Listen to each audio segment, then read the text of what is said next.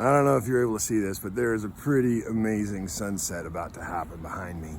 So, we'll just talk and see if the sky turns red or if we run out of time on the video before it does. But anyway, last time we spoke, we were talking about the mammon system and how that's a system of lack and limitation, and that mammon uses money for intimidation, manipulation, and control, and it gets you to compromise your values and all that stuff. Today I want to talk about the kingdom of God. I get a lot more excited about that. The kingdom of God is a system of abundance. It's just God's way of doing things, really, is the easiest way to talk about it. God's ways are higher than our ways. We know that from Isaiah. And because of that, when we learn God's ways, we walk in God's ways, then we see God's results in our lives. And everything changes when we start operating in the kingdom of God, because the kingdom of God is one of abundance. There's no limitation to God. God is the creator of everything. And a matter of fact, when God gives something, if God gives you something and you receive something from him, that in no way limits my ability to receive from him. Therefore, I can just have joy and celebrate with you when you get something, because it's not going to affect my ability to receive. I can receive as much as I have faith for, because God's resources are completely unlimited. I know that's, people might argue that, but that's the truth. They are. And when we start operating in God's system, there's a freedom, a liberty to enjoy life, to celebrate, to put relationships first, even if it costs us money. That's okay, because our source is God. Our source is not money. And when we're in the kingdom, we're operating in kingdom ways, we know that he'll replenish whatever it is we lose. So we don't have to worry in the kingdom of God. In the kingdom of God, if you receive something, like I said, it in no way limits what I can receive from God. So God's system is liberating. Jesus said you can't serve two masters. Either you'll be loyal to the one and hate the other. No, I'm twisting it around. Either you'll love the one and hate the other, or you'll be loyal to one and despise the other, because you can't serve God and mammon. So the kingdom of God is something that we have a reason to be loyal to.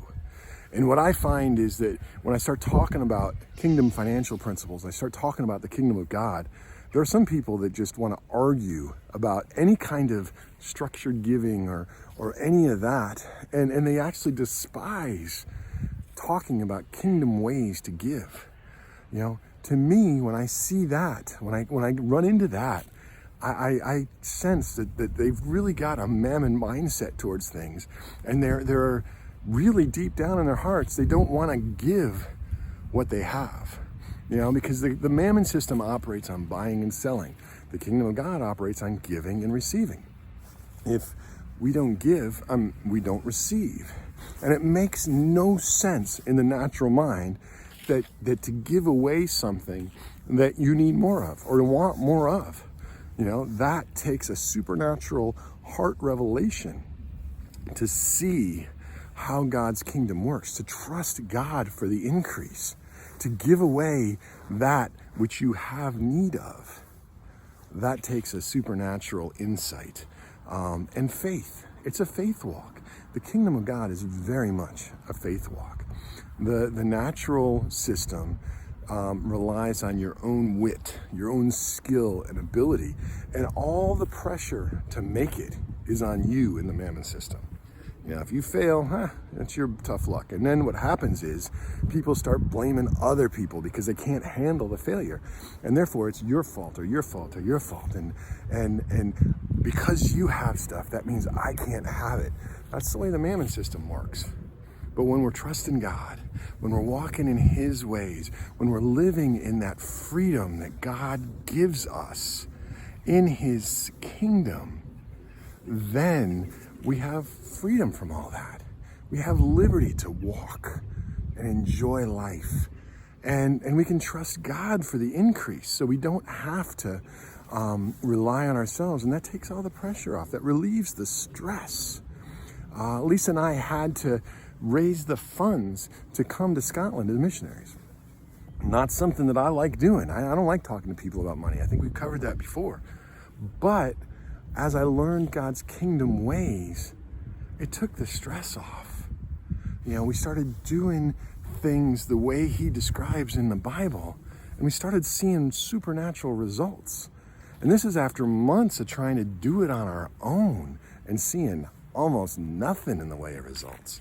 So God's system works. His kingdom works. His ways work. The key is for us to step in them, to walk in them, and then experience them. Once you start experiencing the kingdom of God, you want more. It's powerful and it changes everything. So I encourage you, dig into the kingdom of God. Jesus said, seek first the kingdom of God and his righteousness, and then all the stuff of the world, that'll be added to you after the fact. So that's what I encourage you to do. We're going to be talking more about that in the videos. And of course, I've got the book I wrote, Rejecting Mammon, that really goes into this in depth. And it talks about our journey to come here to Scotland and what we learned and how we learned it, so that you can see the results that we see. We're just a few steps down the path ahead of you, going, come this way. Follow us like we're following Jesus, and you'll see the same results we do. Well, anyway, I hope you have a wonderful week, and we will talk to you next time. Enjoy. Bye-bye.